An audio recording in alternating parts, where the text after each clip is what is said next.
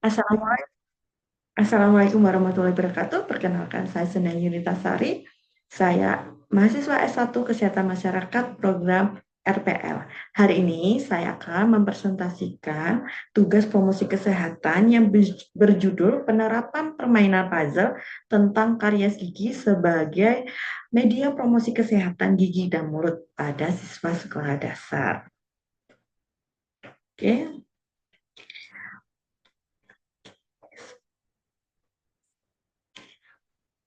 Kita tahu bersama masalah gigi dan mulut pada anak-anak itu masih sering terjadi. Padahal usia sekolah dasar adalah masa penting karena anak sedang mengalami pergantian gigi. Sayangnya, banyak anak yang belum terbiasa menjaga kebersihan gigi dengan baik. Nah, selama ini edukasi yang diberikan pada anak-anak di sekolah hanya dilakukan secara ceramah. Jadinya kan sering kurang efektif karena mereka cepat bosan dan sulit fokus. Padahal anak-anak itu lebih mudah untuk memahami sesuatu kalau disampaikan sambil bermain. Karena itu, di penelitian ini digunakan permainan puzzle sebagai media edukasi tentang karies gigi. Dengan puzzle ini, anak-anak tidak hanya mendengar saja, tapi juga aktif melihat gambar dan menyusun materi sambil bermain. Selanjutnya, tujuan penelitian yaitu ingin mengetahui permainan puzzle ini efektif untuk meningkatkan pengetahuan anak sekolah dasar tentang karies gigi.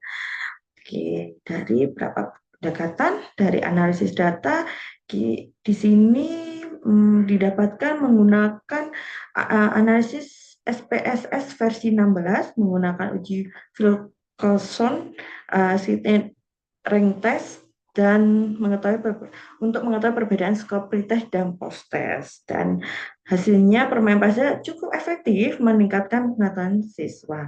Di selanjutnya yaitu sampelnya kita ambil di dua kelas, yaitu kelas 4 dan kelas 5, di dua sekolah, yaitu SD GMIT Baumata dan SD Negeri 2 Baumata Timur, di mana lokasinya ada di Nusa Tenggara Timur.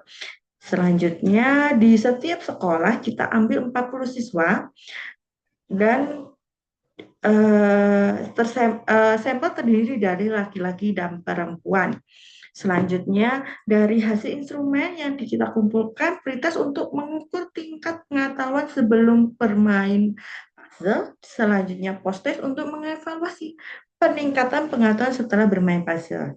Media puzzle mungkin bisa dilihat di gambar, mungkin mohon maaf jika kurang jelas, berisi materi tentang karies gigi.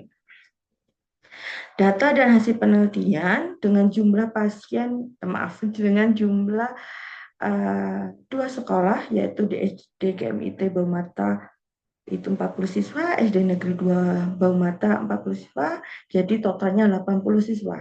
Semuanya 50-50, 50%, 50%, jadi seimbang. Nah, hasil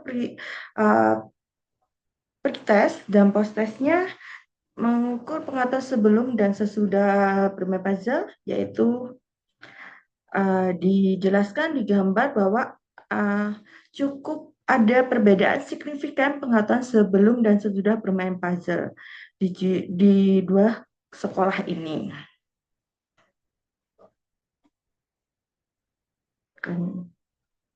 Karena untuk rata-ratanya cukup bagus. Dan selanjutnya pandangan kritis dan opini. Puzzle tersebut efektif tapi perlu dibandingkan dengan media lain, yaitu seperti video atau poster untuk melihat mana yang paling optimal. Yang kedua, kegiatan masih terbatas di dua sekolah, jadi hasilnya belum bisa mewakili semua sekolah lain. Tidak ada Terus yang selanjutnya tidak ada pengukuran jangka panjang, jadi belum tahu apakah pengetahuan ini bertahan lama atau hanya sesaat. Tidak ada berkesinambungan dalam pengukuran ini. Terus selanjutnya yang keempat akan lebih kuat jika ditambah evaluasi perilaku, misalnya apakah anak benar-benar rajin sikat gigi setelah edukasi. Yang terakhir, yang kelima, namun secara umum metode ini murah, mudah dan playful, jadi layak digunakan di banyak sekolah. Saran dari peneliti, mungkin media puzzle terbukti efektif meningkatkan pengetahuan siswa, jadi bisa digunakan sebagai media edukasi rutin di sekolah karena kembali lagi metode ini cukup murah dan sederhana. Perlu melibatkan guru atau orang tua agar edukasi berlanjut di rumah. Terkadang juga kebetulan saya tidak jauh dari layanan gigi karena kebetulan saya juga asisten dokter gigi. Kebanyakan yang saya tahu ada banyak beberapa orang tua yang tidak terlalu paham mengenai pertumbuhan gigi anak. Terkadang karena memang bayangannya itu karena sudah bisa berganti, giginya akan berganti, jadi anggapannya gigi susu tuh tidak terlalu dirawat sangat intens. Ya, jadinya banyak anak-anak dengan kondisi karies gigi di masa gigi susu. Selanjutnya disarankan membuat puzzle dengan variasi materi lain seperti plak, terus makanan sehat, atau teknik sikat gigi. Selanjutnya, kegiatan edukasi sebaiknya dilakukan lebih sering, tidak hanya sekali. Memang harus disounding, harus berulang-ulang supaya kondisi si anak ini yang belum tahu dan kadang-kadang kalau tidak berulang memang kadang-kadang lupa, jadinya tidak bisa jalan lebih optimal begitu. Rekomendasi penelitian mungkin digunakan yang lebih besar dan sekolah yang berbeda biar lebih luas ya. Selanjutnya bandingkan media puzzle dengan media edukasi lain seperti video animasi atau buku kegiatan atau papan permainan.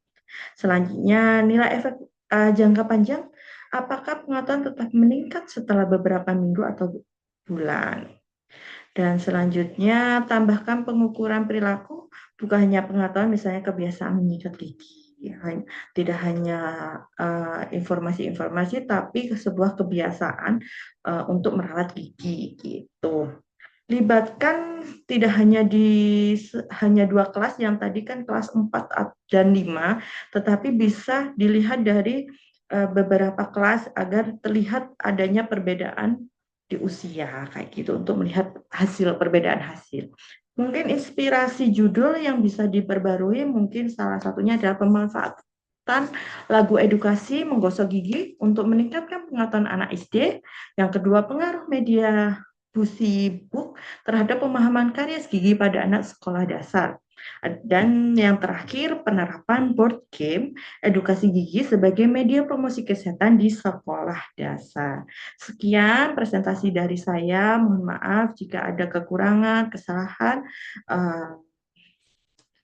Mohon dimaklumi. Terima kasih. Sekian. Wassalamualaikum warahmatullahi wabarakatuh.